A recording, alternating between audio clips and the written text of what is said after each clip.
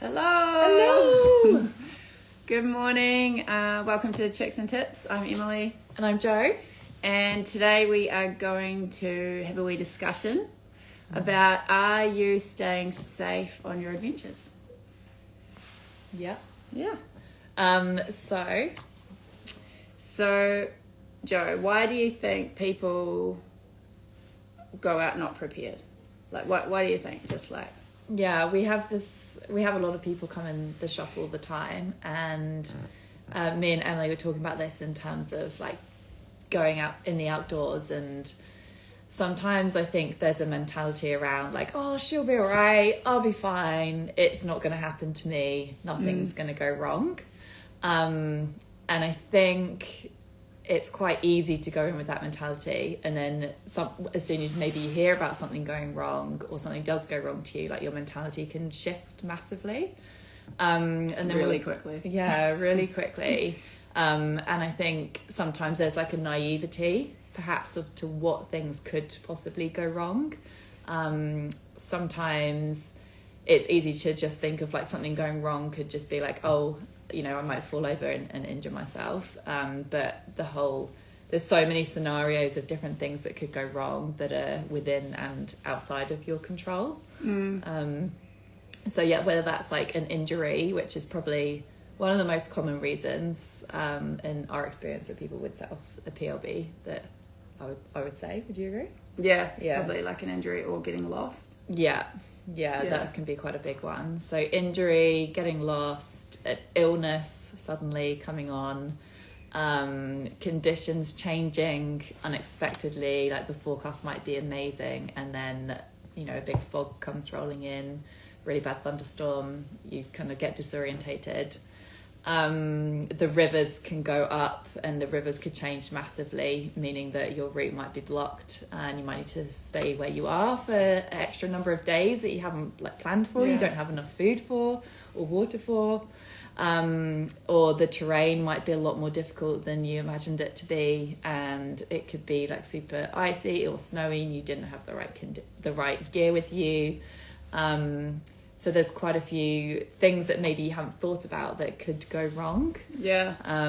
Or it could be that someone else like is in danger, or you found someone, or you've heard someone that is lost, and you can hear them shouting and you can't find them or see them because it's foggy.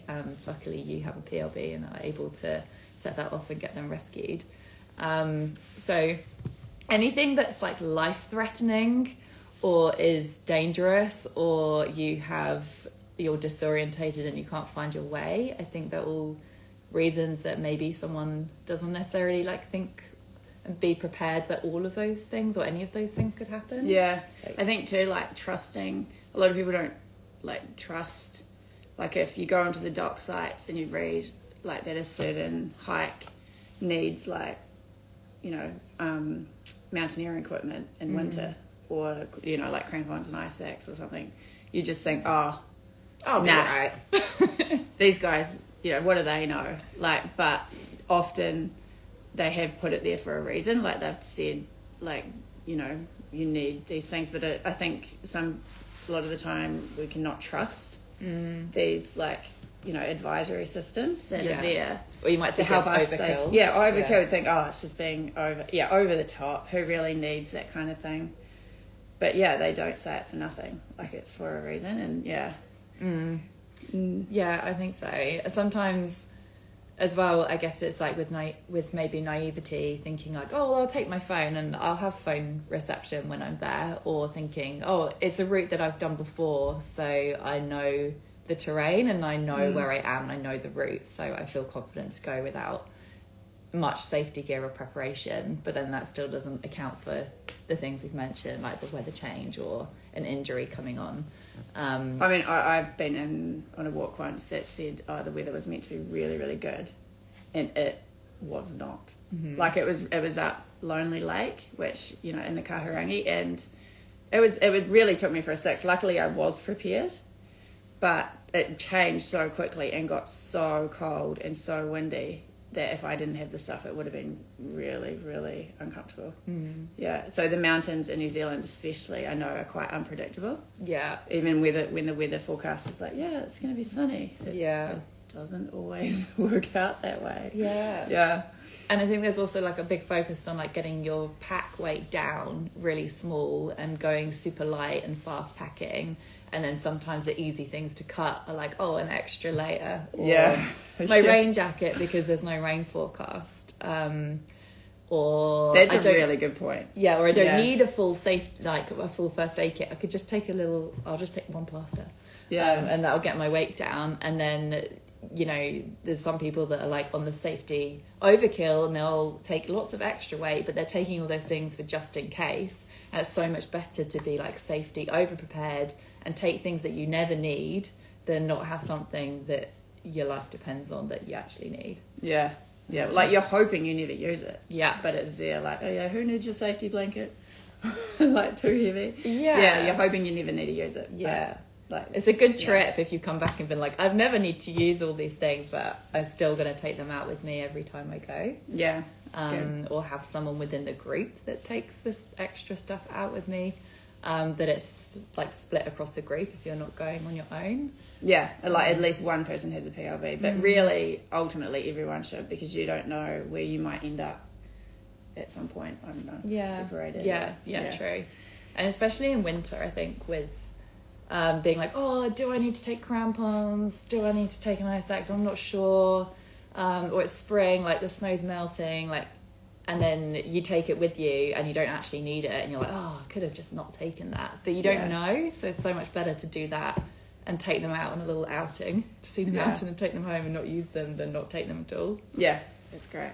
Should we move on to the next question? Yeah, so Emily, I wanted to ask you, so who do you think is affected if something actually does go wrong?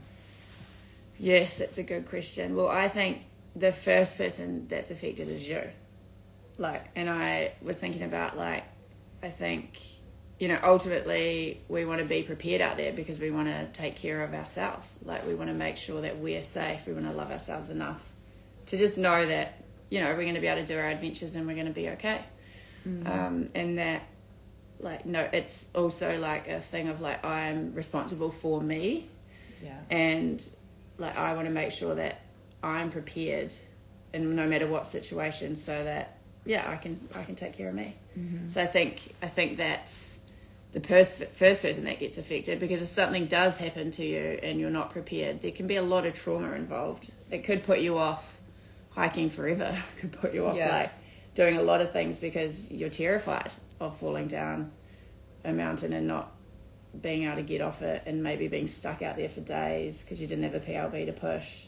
You know, like I think it's about like that deeper like thought around like looking after yourself and loving yourself.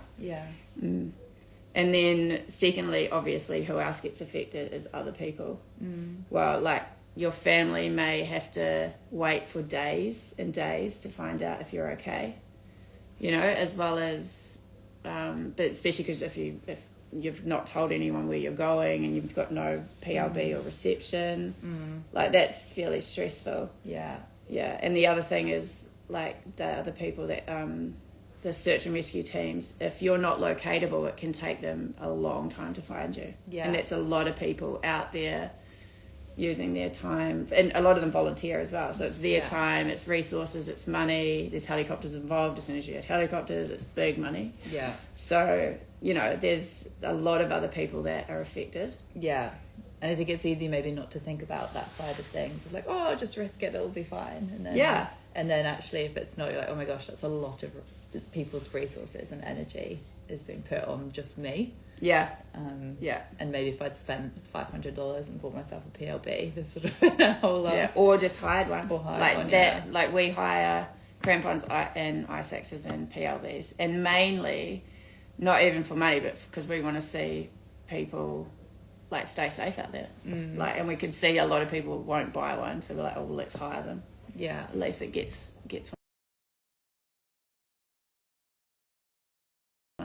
Macpac hire them as well. So there's plenty of options. Yeah.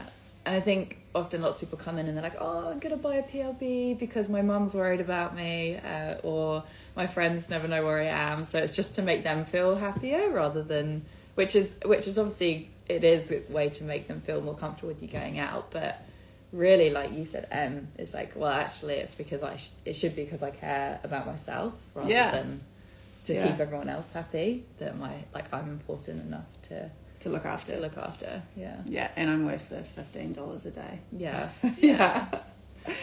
Yeah. So yeah, we just wanted to touch on this today, and we're going to do another checks and tips actually on a bit more around PLBs and how they work and some do's and don'ts with PLBs and some of the options out there for keeping you safe. So we'll do that in a couple of weeks as well. Yay! Yeah. Cool. So we care about you guys. We want you to be safe out there and have fun on your adventures so you can keep doing them. Yeah, and we want you to care about yourself. Yeah. So yeah. Cool. Hope you all have a great rest of your day, and thanks for tuning in and watching. Cool. See ya.